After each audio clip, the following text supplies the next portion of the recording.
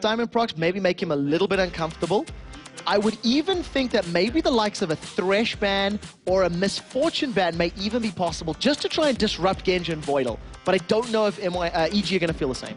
A Lee Sin ban against Diamond Prox. Is it 2011 again?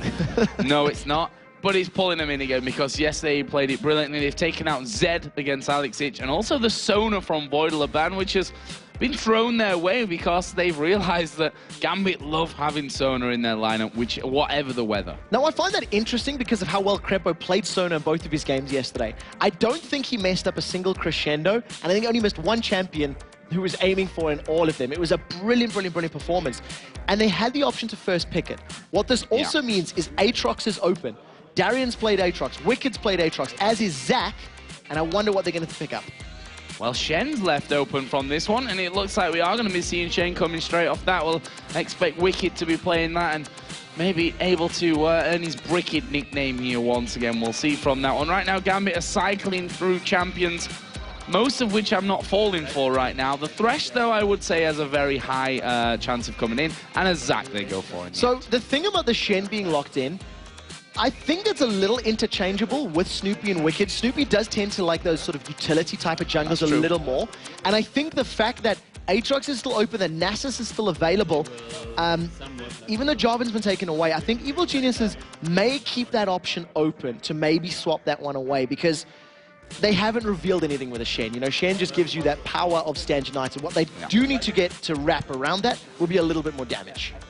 Well, let's see then. You can see discussions high amongst the team. It looks like they might go for the mid laner here. The thing is, on the blue side, it doesn't really matter when you put it in there. It can always be counter-picked off later than that. So when I'm seeing an Orianna, it may be like the likes of an Orianna Vayne, and my thinking might be protect the Vayne comp.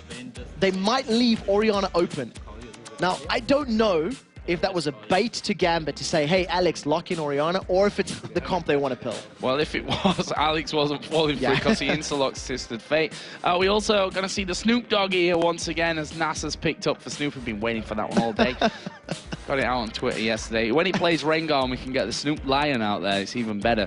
But on the other side, Gambit going in for the Twisted Fate, and we're going to see an Evelynn here for Diamond in the jungle. I'm very happy to see that. So with the Lee Sin being banned out, Diamond Prox is going to another one of his sort of signature champions. Evelynn, who we did very, very well with at the All-Star game, has not necessarily had the same level of success during the summer split now, but is definitely going to be a decent pickup, going to help out the ganks. And when you combo the likes of Destiny with the stealthed up Evelynn ganks, it's a very scary combo. So Tristana, let's talk about Tristana here because Froggen's been playing AP Tristana.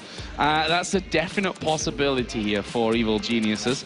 Whether it actually gets locked in or not, we'll have to see, but I think Alex could actually have a couple of problems with that if it comes in. The theory behind it is brilliant because Zac, Eve, they have to be in your face, they've got to be jumping around, they've got to be close up to you, and Buster Shot can get rid of all of them. Yeah. So I really like the idea of it, but it's very risky, and I think Kassadin's going to be better. As opposed to kicking people away, he can just rift walk to safety. So a little bit more of a traditional pick. Not going with the Protect the Vayne comp that I thought they may have with Orianna. Instead, trying to counter-pick Alex. So Froggen's decided that dealing damage and dealing with Twisted Fate is a little more important than protecting Yellow Pete's. And we're going to be seeing Genja picking up the Misfortune here as well. So very comfortable champions across the board for Gambit. Yeah, and I would say comfort champions even for Evil Geniuses as well. Maybe with the exception of Yellow Pete's Vayne, which is not something that we traditionally associate with him. It is a very, very good comp, and it's actually very reminiscent of what MVP Ozone ran just earlier today in the OGM, but as opposed to putting an AP damage dealer in the mid lane, they had Zed. It worked very well with him for one reason. If the damage dealers of Kassadin and Vayne can get ahead early, it becomes very difficult to kill them because Lulu just goes Stand United. And if that doesn't work, Lulu goes Wild Growth. And if that doesn't work, Stand United comes in. I'm 2 steps ahead of myself. His brain is too fast for even himself. Quick shot. And that is the... Oh god. So we're gonna get into game here then, and the final time that Evil Geniuses and Gambit are going to be meeting up here. And as you said, comfortable champions pretty much across the board for this one. And intrigued to see whether this this boot camp has had an effect on Gambit in the way you said. And I think you made a good point in that they've beaten yesterday teams that they'd already beaten, and today is when we're going to find out if they can really be a different Gambit and change the results that have been going against them so far in the summer split. So just as we're loading up into the game, the one thing I really want to talk about is the Twisted Fate pick. We've seen it once yesterday on Alex again. It was against MYM, and he did very well with the champion. Twisted Fate in particular, yes, the global passive was changed, but I don't feel like that's the real nerf to the champion. The biggest change came to pick a card. And what used to happen with pick a card is you would have a 10-second timer. You'd push the button, you could lock in a gold card on the first cycle within like 1 or 2 seconds, and then you have 8 seconds of zoning. Nobody can get in range, nobody can walk up to you, and because that threat was always there. That's now been changed to a 4-second lock-in time, followed by a 6-second potential to throw. So it's significantly different, and it gives you a much safer time frame to work around. And we'll have to see how well he can work against Froggen's Cassidy. Yeah, and that's the thing. It's not even the difficulty of being able to pull it quicker from this one, because these guys could probably do that if it's a 2-second time frame for it. So it's all about that whole zoning possibility in there as well. And if anyone can pull this one off, Alex might just be that guy. And then you see the head-to-head. We've mentioned it before. 3-0 is the lead for EG. And of course, Gambit didn't win in week 8 because that would then not be 3-0 for EG. We're being trolled here by the stats, man. He's busy working out the maths on the table for the end of the week, guys, so don't worry about that one. So here we go then. Level 1. Right now, both teams set out in a line across the entire map. Who would have guessed a defensive start from the stalwarts of Season 2 with semi-Season 2 reminiscent compositions, albeit with some new champions? I think we're going to have a slow laning phase. You can see that both teams have actually swapped their solo laners to the bottom, both of their duo laners to the top. And yesterday when EG did this, Wicked was playing Aatrox against NIP's Mima, who was on Yorick. And he specifically wanted the matchup. He said, I can win this. I've been playing the solo queue. I want that. And I think the same situation may have come up now. Shen can do very well against Zach in the early game. So, are we going to see anything happen here? Just the side of it says, probably not from what we're seeing. But we did see Shen going down there. And it's like, you know what? I'm going top, guys. I'm going to go top from this one. And it'll leave that Vayne Lulu down in the bottom versus the Zac. It looks like both teams going to start on the bottom side of their jungles, which means the red for Snoopy and the blue for Diamond. Technically advantage Gambit because their wards are deeper. So they were brave enough to extend a little bit past the river, and they'll have a little bit more knowledge to work with. The Explorer ward that was put down near the red buff, or the ward that was there, has just been cleared out thanks to a very early pink ward by Crepo. And that serves 2 purposes. Number 1, clears the vision, and number 2, it's against an Eve. So if Diamond Prox tries to invade, he will be revealed. Yeah, that's very, very true from that one. We can expect more pink wards coming out than normal here in this game because of that Evelyn, which could be a bit of a thorn in the EG side. But we've seen Eves as well that just haven't really got going. And I'd say even Eves from Diamond that have not really got going. But look at this. Pink ward down on top of the blue. Diamond is going to be able to come across from this one. Doesn't have Smite available, though. That's the real problem. Snoopy knows that there's something up here. He's playing this defensive. He's been caught. He's going to get caught. There is a flay coming down. The Ignite is burning, and first blood comes in for Diamond. What an execution there coming out of Gambit. Voidal and Diamond Prox read Snoopy perfectly. Voidal was hanging around the side. He did the flash flay combo, held him in place. Diamond Prox gets first blood. He gets to steal the buff away, and we may see a 3v1 tower dive against a level 1 Shen. This is a scary, scary time if you are Wicked. Yeah, it certainly is going to be scary from this one. And interesting to see what he's skilled in first here, because I'm pretty sure he's not going to have that Shadow Dash available. Faint. No, he doesn't. So this is dangerous. He's 1 creep away from hitting level 2. So with the taunt and the feint, it might keep him in play a little bit longer. Diamond Prox has just been revealed, and he's actually just scared Snoopy away. I think they want the tower more than they want the kill. Yeah, that certainly looks to be the case from this one. But again, great zoning, positional play there coming out of Gambit and of Diamond in particular. And while all that was going on, Alex even left the lane to move up towards top.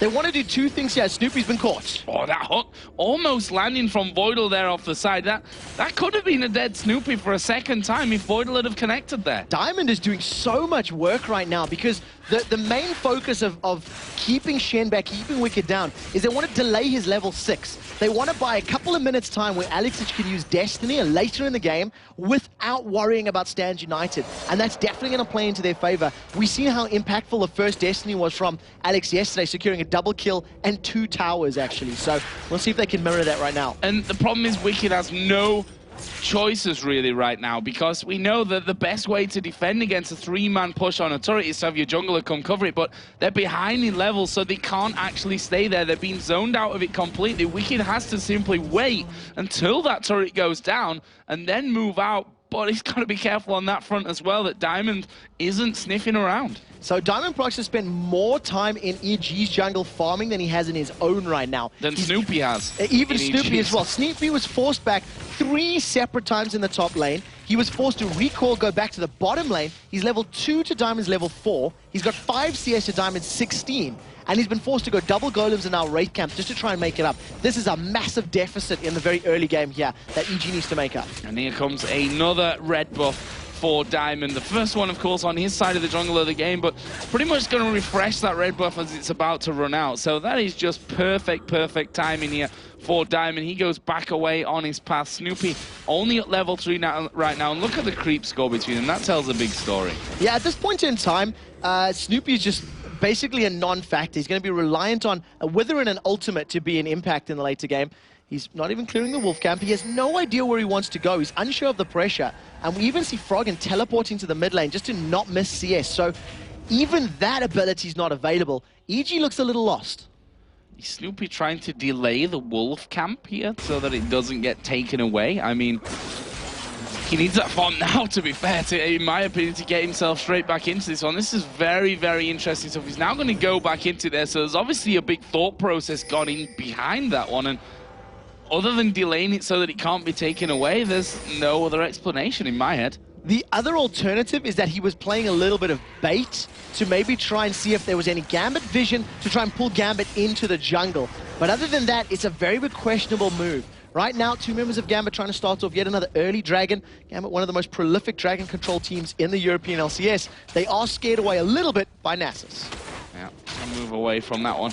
No danger of him hitting level 6 anytime soon, though. And now Diamond is coming on towards Froggen, who is level 6 here. And will, of course, therefore be able to just rift walk out to safety. No real danger there for Froggen as the hook landing onto Yellow Pete down in this bottom lane. And so far, been impressed with Voidal this week. Last week, I wasn't super impressed with him. There was nothing to be impressed about from Gambit's side at all, but he looks like a different player completely here in Week 9. Yeah, Voidal's been doing very good in the 2 matches they've played, and you can see when comboed with Diamondprox, who has basically transitioned to ganking bottom lane significantly during scrims. We've heard that Diamond really likes to try and help Genji and Voidal out, what they need to do in this game, because with all the pressure on the top lane tower, Genji is 15 CS behind his opponents. And I think they smell this one here a little bit as well. The fact that Evelyn not been seen for quite a while, and Snoopy's coming down, but look at him, he's level 3 right now. And Alex look at this, they're going straight into this one. Alex is going to come in with Destiny. Snoopy, is he going to go down here? Wildcards from Alex are surely going to rip straight through. They're all going very low. Actually, they managed to pick up 2 kills in the process, and that might not be all. Genja's gone very low, and credit to EG, they're able to come out actually with a level trade from that. Wither, Exhaust, and Condemn was enough crowd control in CC to slow and delay Gambit. In conjunction with the tower, it was able to at least get a 2 for 2. The problem is, both of those kills landed in Crepo's backhands. And when you need your damage dealers to be scary, not your support, that's scary, because Alex is the one that picked up both of them for the bottom lane. So, mid lane Twisted Fate, not a mere Destiny from the first time. Not bad. And the thing is, it was Voidal that went down along with the jungler for Gambit, but it was Yellow Pete, the AD carry, and the jungler Snoopy, who's already so far behind anyway. So Gambit probably going to be happy either way with how that one turned out for them. What's next on the cards? Looks like it will be a blue for EG, secured this time around. There's a pink ward there for Gambit, but no one really close enough to do anything about it because they're doing Dragon. So we do see Diamondprox sitting on the Dragon with the help of Voidal. Smite is up, and you'll see Voidal tanking this one up. And obviously Diamond just finishing as quickly as possible. Gambit are really roaming and moving as a solid unit now. It's something that even yesterday, they were doing a little bit more sloppy, if I'm very honest. Their games were a little chaotic. They were kind of all over the place, but they're moving with focus and direction now, and it's working very well as they secure that first dragon and a 3,500 gold lead. So Snoopy has now managed to hit level 4. This red buff's actually going to be going over to Yellow Pete by the looks of it. No, it's not. Snoopy's just going to smite that. He needed the help with it so that he doesn't fall low enough that he has to go back again. And he needs the experience. You can see he's just about to hit level 5 right now. So he's that far behind that he needs to pick up those buffs, cannot afford to donate them. In addition, Pete is doing relatively okay. He's sitting on even CS with his opponent, and the lane is not, it's not a lost lane, even though that tower took a lot of damage. So I think it works out best for EG. Yeah, and the fact is he's Vayne, so he's going to be getting stronger and stronger as things go along. Anyway, Genja has got 2 out of a possible 3 Doran's Blades, we're going to say, for this one. Picking up those Berserker Greaves from the start of this one after getting those 2 assists in there for the 2 kills that Alex Ich picked up, and that's given him the sheen here as well. Now, the biggest item pickup that's happened in the first 10 minutes here is the fact that Diamondprox already has his Spirit of the Elder Lizard, and combo that with the stealth, the damage that he already has. These next couple of minutes are very crucial for EG. If they continue to die and lose objectives like towers and dragons, Gambit can really get a monumental advantage that may be too difficult to come back from. If, however, they hold on, they may be able to stall out until Eve's damage and power isn't quite as powerful. Well, Diamond is waiting here once again by the Wraiths, and look at this. The bottom lane is coming up from Gambit. They're going to 5-man push the mid turret. Genja's got bullet time as well, so if any crowd control lands, Genja will throw that bullet down on top. Going to pop the impure shots, and they're going to get the middle tower. Yeah, no problem. They don't even need to use those ultimates at this point. What they were going for is that turret, and they managed to get that one without any reply. That was very quick movement from Gambit as they push that bottom lane out, move the bottom lane into the mid lane, and it looks almost too easy for them. That was very reminiscent of Meet Your Makers yesterday. Yeah, and the main thing is they're using the comp to their advantage. Eve is a very quick champion. Zac can fly across the map with that slingshot, and when Misfortune's strutting everywhere, it's a lot of movement speed. Wicked finds himself very overextended gold card. He's about to get locked in. Alex decides just to farm instead, and Diamond backs away. They could have done that, actually. I mean, even though that's a lot of HP on Wicked, he doesn't have much resistances. Yeah. Would be an impossible target for them. Diamond, though, wants his buffs here. He's not going to let any of his buffs get stolen this game, that's for sure. Very possessive of his own jungle, is Diamond. He will kill you if you come into his side. So he's going to be able to take that. Right now, it's a 3,500 gold lead for Gambit. Has Froggen here just headed home, or is he? Darian's actually going to go in there and auto-attack it and say, well, you can't kill me anyway, because you've got really nothing built up to do that. I'm just going to annoy you. So Darian's moved himself to the mid lane, and they've sent Twisted Fate up top. Here comes Shen. Yeah, Stan United coming down towards his bottom lane. Interrupted there indeed. Twisted Fate it was. It was Alex Ich that pulled that one off. Ping's going down on towards Alex. They're going to close in onto him here with 3 men. Snoopy coming down as well. There is Destiny Pop, but are you going to get away? No, you're not. Wicked picks up the kill. It's 3-3 now in kills. So they even up the kill, but that was a little bit questionable. How is it possible that a Twisted Fate, without expending flash, could just walk up to Wicked? He's got to pick his time to stand United a little more closely. Darian and Diamondprox are moving to the bottom lane here. They want to do another tower dive. With Let's Bounce and the Agony's Embrace, this is a dead Yellow Pete and Crepper. Oh, that's a very big face check coming out. Wild Growth does go down there on towards Yellow Pete. The bounce is coming around as Voidal will tank up the turret, hooking Yellow Pete. Kill comes down, but Voidal's going to die here. That will be Crepo getting himself another. And look at Froggen. He's picked off in the end by Diamond. Genja goes very low. Crepo has to flash away. Diamond's actually got no mana from this one. Had the red buff and thought it might be enough to push through with that, but it won't be. And that will end with a 2-for-1 in favor of Gambit plus a turret. So the tower and the kills, that is a very big advantage. Once again, carries were taken out. They only lost their support, and if you're losing Voidal for a Froggen and a Yellow Pete, that is a trade Gambit will do over and over and over again. And remember, Froggen teleported into that. He jumped into the fight to try and react and try to save them, but I don't think he quite calculated how much damage and how much scariness was around. I want to highlight the fact that bullet time wasn't used, because I feel like Genja was very hesitant on his bullet times yesterday, and he is hesitant again today. Yeah, and the thing is, he was hesitant, but the ones that he did throw off were made to count. So we'll see how that all develops a little bit later on here from Genja. He's got himself those 3 Doran's Blades, and the BF Sword now added in there as well. So nothing really changing from Genja's build plan from day to day. Yeah, the Genja build, it's a variance of Bloodthirster, Lost Whisper, GA, or now Triple Doran's, Bloodthirster, GA. Something like and that. Tia, possibly. I know he picked up a Black Cleaver relatively early yesterday, and that worked fairly well for Genja, but I definitely think that if they continue to press objectives like this, I would prefer to see Genja a little bit further in the back line and putting the bullet time down. It's a fairly short cooldown. Even at level 1, it is only a little over, you know, a little shy of 2 minutes. And between fights, that's basically what we're waiting. Well, look at this. Another buff steal coming out from Gambit. Genja says, thank you very much. I'll have that one. And that will be a little bit less for Wicked, even more less for Wicked, he's now got himself up to level 8, so he's finally clawing his way back there on the levels, but it might be just too little too late as Genja goes very, very deep. Yeah, especially when you look at the itemization here. You've just got the Kindle Gem sitting for Snoopy and over for Diamond Procs. A Haunting Guy's already completed. Combine that with Agony's Embrace and those hate spikes, it's very, very scary. Even Wicked, that's 2 hate spikes that have chunked down 15% of his HP. Oh, now they're going in here on towards Crepo, and they absolutely explode him. Snoopy trying to get away, but he's going to be hooked into the taunt down. The box is there as well. Here comes Genja. Is he going to go for the bullet time? No, he's not going to bother. They don't need it right now. They've got 3 kills. They're going to get the inner middle turret as well. And another out of nowhere perfect execution from Gambit. That looked like they were overextended there for a minute, 2 versus 3, and all of a sudden there's 5 there from Gambit. It was the perfect flank as Wicked does manage to sidestep the hook. Froggen's now jumped back in to try and defend, but he's forced out instantly. And I talked about how crucial these few minutes were for Evil Geniuses. They have not contained the Russians. And right now, a 5 tower to 1 is a 6,000 gold lead. 6,000 gold, 2.3 to spend for Alex Itch's Twisted Fate, and 1,000 each for both Evelyn and Misfortune at this point as well. So more spikes of power going to be coming the way here for Gambit. And well, as I said, they just look so well coordinated, but also because of this lead that they have, they're not really being challenged too much on those towers, and that's what happened to Meet Your Makers yesterday. They kind of bowed out without ever really being able to do anything. I want to say a similar thing happened to Ninjas in Pajamas yesterday. When they were playing, Dogs. They simply didn't contest. They simply didn't fight.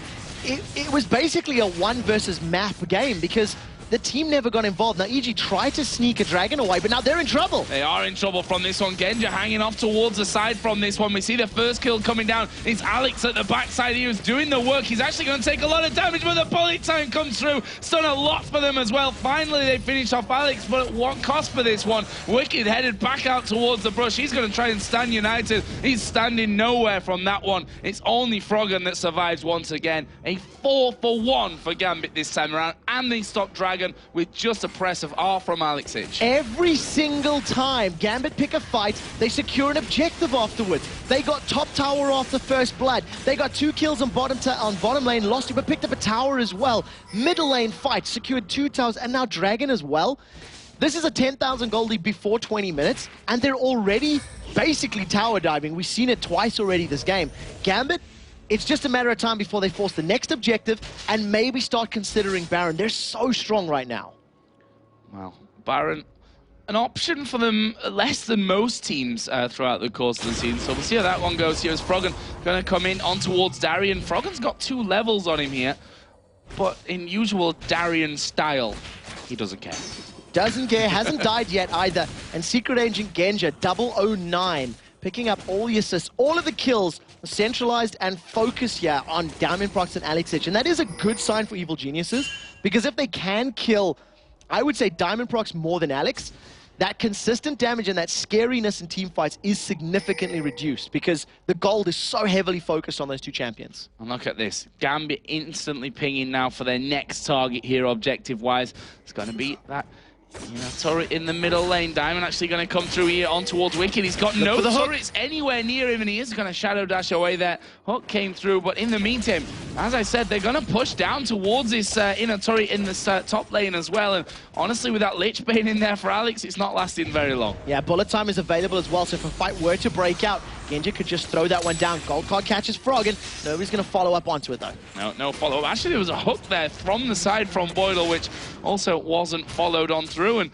Gambit don't care. They just wanted to take that turret down. They've got all the vision control right now with Voidal having that Oracle Elixir onto him.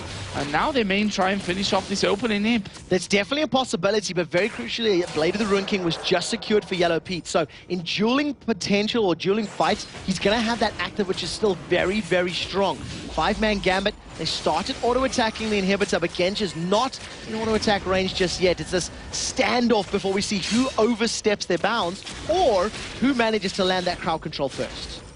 Diamond, look at him. He's kind of stalking off in the shadows here at the side, trying to get a decent angle to actually come around the side of them. And in the end, Gambit say, you know what, guys, we can't quite do this one. We can't force this. It's too risky. Let's back off from it. Take their blue buff here, possibly, as Frog and Wicked coming out. This is pretty dangerous stuff actually coming out. There's a stun card lands on towards Wicked. Darian dives headfirst in towards him, but Wicked able to walk away from that. Froggen is caught on his own in the lane, but Gambit concerned more by the inhibitor here. Yeah, there's a few things that pulled him backwards. First of all, the lanes are pushing against Gambit. Both top and bottom are going to be on their lane, their side of the river very soon. In addition to that, their blue buff is up. The EG blue buff was up, and that's what forced them backwards. And now we're just in this little bit of an awkward phase where Gambit are still stacked, but they're not really ready to fall back. They still feel in a power position, and they're trying to take advantage of it by looking for a fight. Well, they all just stood on top of a wall there and had to ping Voidal back because he missed it, apparently.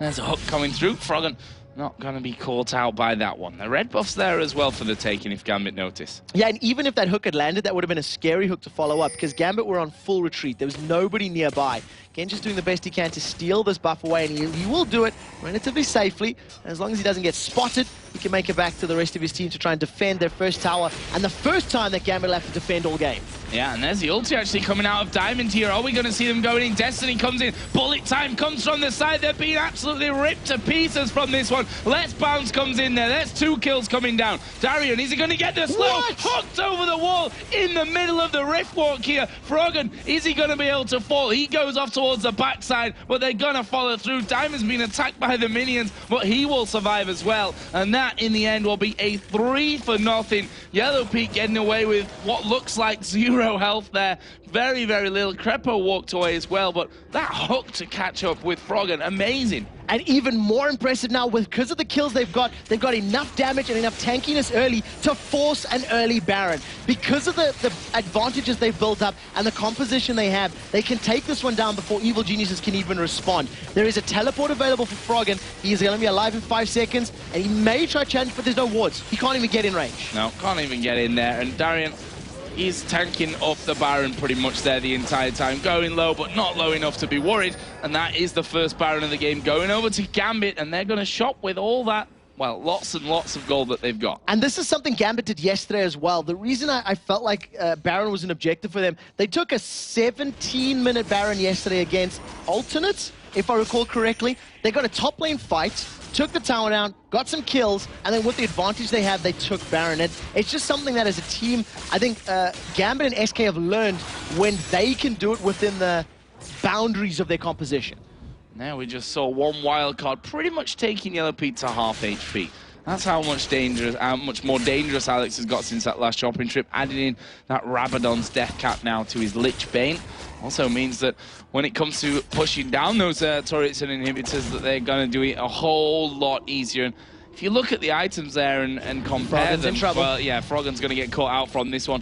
Alex actually going pretty low from this, but here comes Diamond from the side. Froggen going to try and rift walk away. Slippery character that he is. There's a stun card pulled. Are they going to have the range? Ooh. Yes, he goes to Yellow Pete. Masses of damage. He flashes over. Crepo's trying to be a hero. He goes down again. That's a double for Genja. And Alex is alive. Alex just decimated Yellow Pete's HP bar. Yellow Pete needs to pick up some magic resist very, very soon. We've seen a second item Guardian Angel from Candy Panda in the previous game, and I think that's exactly what Yellow Pete should be doing now, because he's simply not a threat. There's nobody that's going to be afraid of him because of how tanky and scary Gambit is. I think he was a little bit unlucky there as well. The wild cards are actually meant to go towards Froggen, and Yellow Pete appeared perfectly on the left-hand card, which compared with which added in there with the stun card, as Froggen here is going to be face checking and then rift walking away. Froggen would have been dead so much more in this game if he didn't have that rift walk. Yeah, that's the truth. 1-2-5 right now. Diamond Procs, they're trading good damage.